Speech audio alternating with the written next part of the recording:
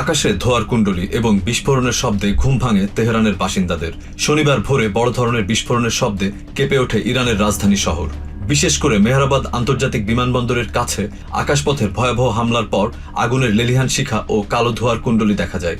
Israeli সামরিক বাহিনী জানিয়েছে ৮০টিরও বেশি যুদ্ধবিমান তেহরান সহ পশ্চিম ও মধ্য ইরানের বিভিন্ন স্থাপনায় বোমা নিক্ষেপ করেছে। আইডিএফ এর দাবি, তাদের বোমা হামলায় ইরানের আইআরজিসি প্রশিক্ষণ কেন্দ্র এবং মিসাইল স্টোরেজ ধ্বংস হয়েছে।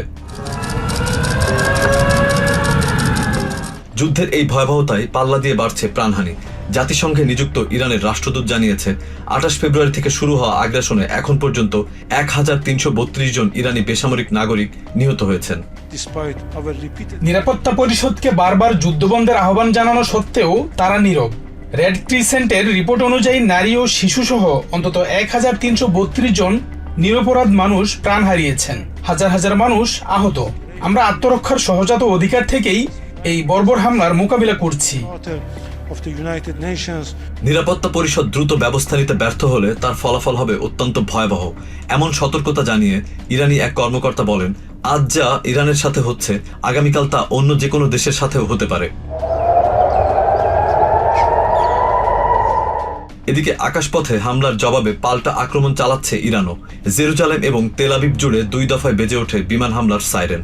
আইআরজিসি দাবি করছে ফাত্তা-1 হাইপারসনিক মিসাইল এবং খাইবার শেকান সহ ৩টি ক্ষেপণাস্ত্র ছোড়া হয়েছে, যা সরাসরি ইসরায়েলি লক্ষ্যবস্তুতে আঘাত হেনেছে। আইআরজিসি জানিয়েছে তারা ইসরায়েলের ৩টি প্রধান সামরিক ঘাঁটি লক্ষ্য করে হামলা চালিয়েছে। এর মধ্যে নেভাটিম বিমান ঘাঁটি এবং তেল আবিবের গোয়েন্দা সদর দপ্তর ক্ষতিগ্রস্ত হয়েছে। বিশেষ কিছু F-35 যুদ্ধবিমান ধ্বংস করার দাবিও করেছে আইআরজিসি।